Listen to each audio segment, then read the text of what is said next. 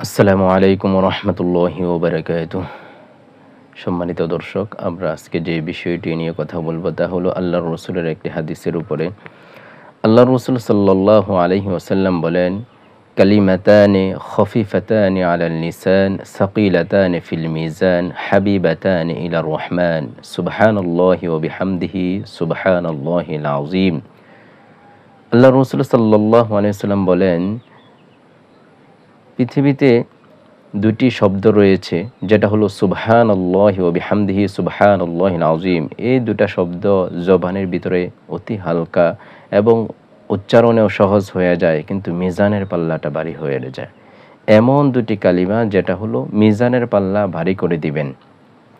তাহলে আমরা সব সময় সুবহানাল্লাহ, আলহামদুলিল্লাহ, আল্লাহু আকবার, লা ইলাহা ইল্লাল্লাহ এই আমলগুলো আমরা করতে পারি। সুবহানাল্লাহি ওয়া বিহামদিহি সুবহানাল্লাহিল আযীম। আসসালামু আলাইকুম ওয়া রাহমাতুল্লাহি ওয়া বারাকাতুহু।